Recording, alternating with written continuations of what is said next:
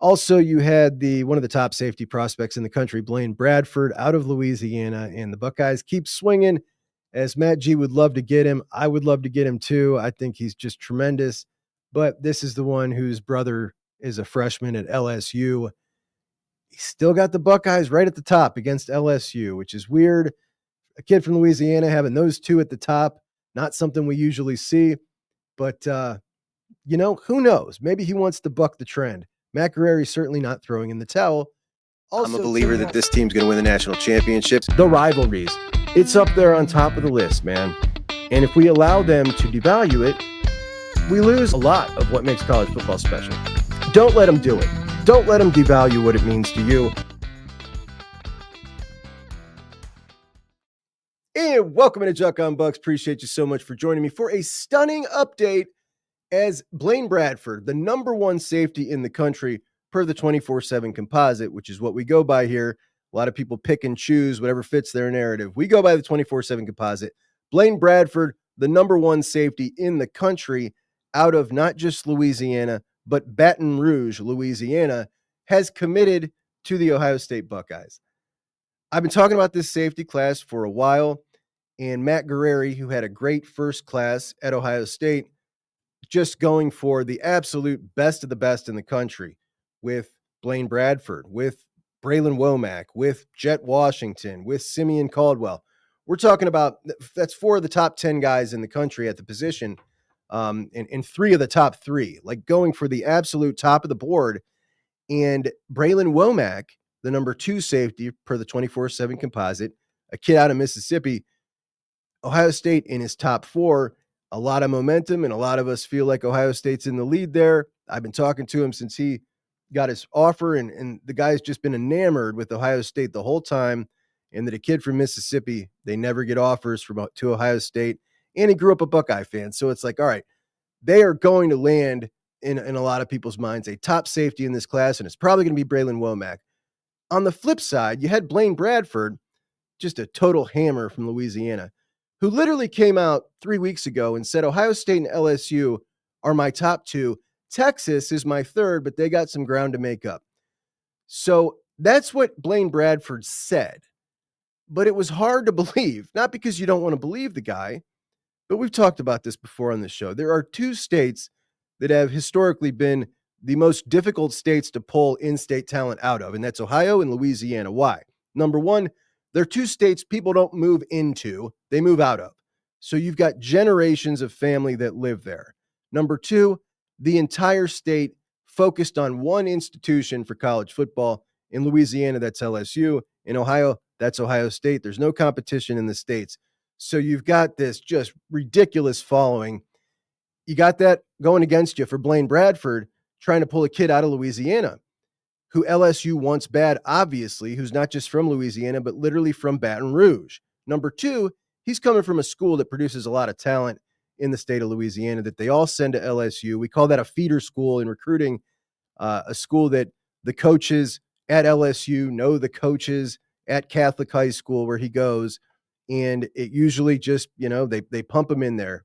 And the biggest reason that this was going to be a crazy uphill battle for Ohio State is Blaine Bradford has a brother named Jacob Bradford, who is a freshman on the LSU football team, a 4-star, top 300 player, currently experiencing all those things you experience as a freshman at LSU, which meant to me, it seemed like the ceiling was probably Matt Guerreri being content with being the runner-up in this recruitment, which would still be a heck of an accomplishment.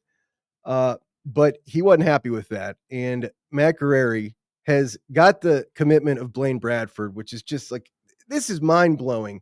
And when we think about the possibilities here, now with the number 1 recruit, Ryan Day was heavily involved in this as well. Ryan Day, after the dead period, went down, visited Blaine Bradford. That was that tour when he went and visited Derek Cooper, who is Carlos Lachlan, one of his top targets, Deuce Gerald's in Georgia, one of Larry Johnson's top targets, and they went and saw Blaine Bradford as well. So Day definitely in on this as well.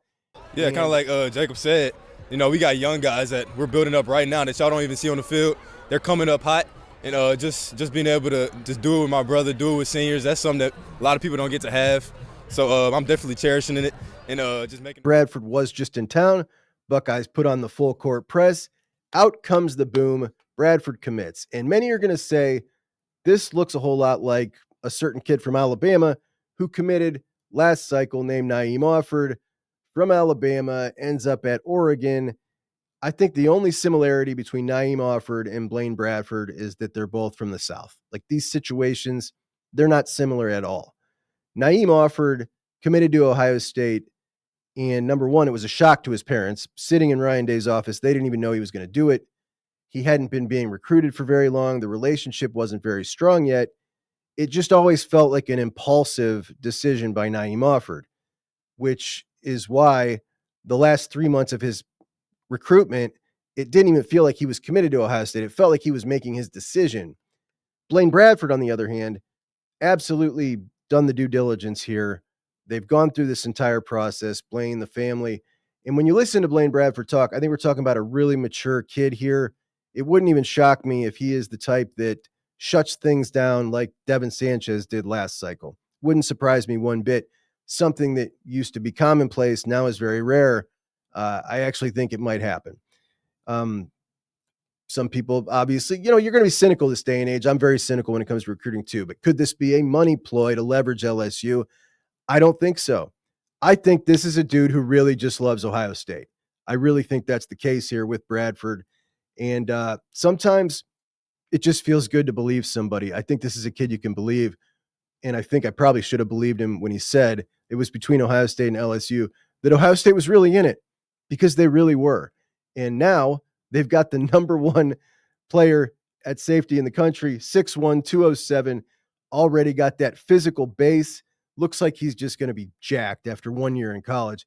And right now, this dude's the same size as Riley Pettijohn was heading into his senior year last year. So he's a big safety, one of the quicker triggers you'll see in this class. Diagnosis plays fast, eats up space quick, and he brings the boom. Plays with bad intentions, an extremely sure tackler, gets through the wash really good, great on a blitz. In coverage, he was injured his sophomore year, so we've really only seen 1 year. He's got some work to do, but he's a crazy athlete. Surely he'll get that down well. No issue there. And when it comes to Matt Guerreri, like, do we got another one here? Do we got another insane recruiting coach on this staff? Let's review his first class. He gets his number one target in Fahim Delane, who is a little bit bigger than Blaine Bradford, another hammer, top 50 overall player. Then he goes and gets Deshaun Stewart out of New Jersey, who was a cornerback that just projects to be a great safety. And I thought a really great evaluation on him. And then the hometown guy out of St. Ignatius, Cody Haddad, whose dad played in the NFL, shows a ton of promise and is a really good athlete, needs to put on some size, but he's a freshman, not looking for him to make an impact anytime soon. And now in Matt Guerreri's second class, just swinging for the fences, top dudes in the country, and he lands the number one guy, lands his commitment. There's still a long way to go for sure. And the number two guy in the country, Bralan Womack, right there in the fold with the Buckeyes in his top four. How does it affect Bralan Womack? I don't think it affects him in any way at all negatively. These are very different style of players. Bralan is a ball hawk. He is a kind of guy that baits the quarterback, tons of interceptions. He's a little smaller, a little quicker, a little shiftier, a little better in coverage. I think that Blaine Bradford and Bralan Womack's games complement each other in a great way. And I don't think this is going to be any issue for Bralan Womack other than excitement that, playing against another safety, that playing next to another safety that good just makes it all the easier for you to go make plays because they can't try to take you out of the game. But it is clear that the Buckeyes have recognized the benefit of having a ridiculously elite safety in Caleb Downs. And they are going to continue to try and stock that room with trying to get that next guy who ends up being a super elite safety, because it showed them last year all the different things they could do when they got somebody who's truly special at the position. And keep grabbing number ones and number twos, and you just might find one. Bralan Womack, Blaine Bradford certainly fit the bill there. and Blaine Bradford commits to the Bucks. It's just wild. I've probably done 4 episodes where I've talked about the safeties this cycle. Every single time I poo-pooed the idea of Ohio State actually landing Blaine Bradford. It's a tough name for me to say here.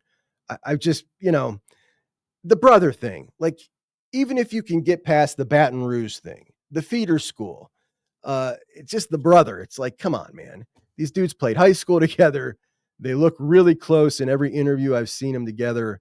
I'll pull one up here. Like they're just, I got a brother close in age to me, and I can't even imagine being in that situation, not being like, okay, yeah, I got to play with him.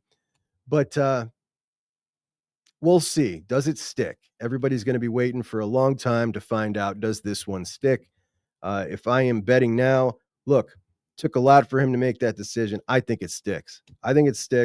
And the Buckeyes add their second 5-star in the class of 2026 as Blaine Bradford joins Chris Henry Jr., another recruitment that, of course, we're going to sweat till the end.